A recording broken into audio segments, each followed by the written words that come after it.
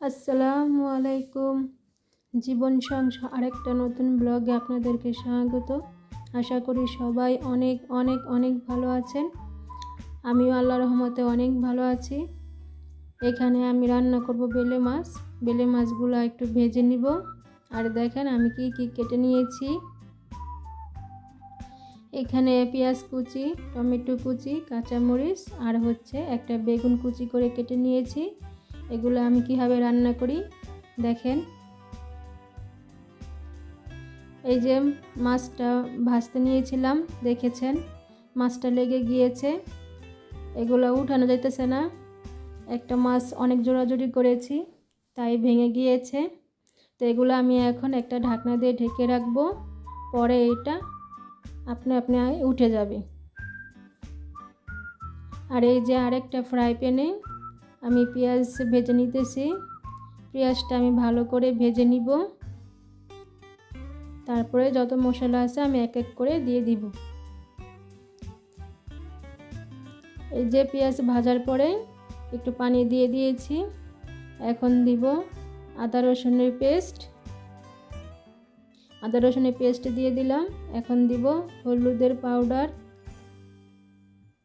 মরিচের পাউডার, তারপরে এটা দিলাম কারি পাউডার, জিরার পাউডার আর ধনে পাউডার, আর দিব স্বাদ মতো লবণ। এগুলো আমি ভালো করে নেড়েচেড়ে কষিয়ে নিব। এই যে দেখেন আমার কষানো হয়ে গিয়েছে।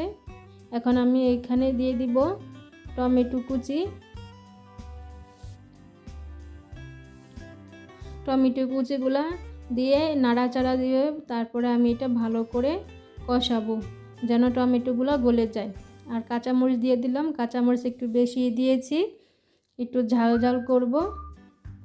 কাঁচামরিচের ঝাল খেলে কিন্তু কোনো ক্ষতি নেই, তাই না? আমরা যে শুকনো মরিচটা খাই বা ফাঁকি মরিচটা খাই সেটাতে কিন্তু অনেক ক্ষতি হয়, তাই কাঁচামরিচ একটু বেশি করে দিয়েছি। আর এখানে দেখেন আমি মাছগুলো উঠিয়ে নিয়েছি। ঢাকনা দিয়ে ঢেকে রাখলে কিন্তু মাছগুলা নরম হয়ে যায়, ঘেমে নরম হয়ে যায় এবং উঠাতে অনেক ভালো হয়, সুবিধা হয়। একটা মাছ কিন্তু আমার আগেই ভেঙে গিয়েছিল, আর দেখেন আর কোনো একটা মাছও কিন্তু ভাঙে নেই। আমার ফ্রাই প্যানটাতেই মনে হয় সমস্যা ছিল, তাই আর ভাজতে পারলাম না, আর এগুলো ভাজবও না। আর এই যে এখানে টমেটোটা আমি ভালো করে কষিয়ে নিব। এই যে দেখেন আমার কিন্তু কষানো হয়ে গেল, টমেটোটা একদম গলে গিয়েছে। এখন আমি এখানে এই বেগুনগুলো দিয়ে দিব। বেগুনটা দিয়ে আমি কিন্তু হালকার উপরে আস্তে আস্তে নেড়ে চেড়ে নিব, বেশি জোরে নাড়াচাড়া করব না, তাহলে কিন্তু বেগুনগুলো ভেঙে যাবে। আর আমি কিন্তু এটা কষাবো না। এখানে আমি ভালো করে একটু হালকা নাড়াচাড়া এই যে দিয়ে দিলাম। তারপরে এখানে আমি পানি দিয়ে দিব। বেশি পানি দিব না, অল্প একটু পানি দিব, কারণ বেশি পানি দেওয়ার কোনো প্রয়োজন নাই। বেগুনগুলো এমনিতেই একদম গলে যাবে। এই যে বেগুনগুলো আমি একটু আস্তে আস্তে রাখতে চাই, এই জন্য আমি অল্প পানি দিয়েছি। এটা বলক চলে আসবে। এই যে বলক চলে আসছে। এখন আমি এখানে মাছগুলোও কিন্তু দিয়ে দিয়েছি অফ ক্যামেরায়। এই যে দেখেন এটা আমার ফাইনাল লুক।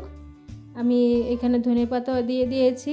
তো এইভাবে বাসায় কিন্তু একবার হলে ট্রাই করবেন, অনেক অনেক অনেক মজা হয় খেতে বেলে মাছের এই চচ্চড়িটা। তো কেমন হয়েছে অবশ্যই কিন্তু কমেন্ট করে বলবেন। আর আপনার নিরাপদে থাকবেন, ভালো থাকবেন। আসসালামু আলাইকুম।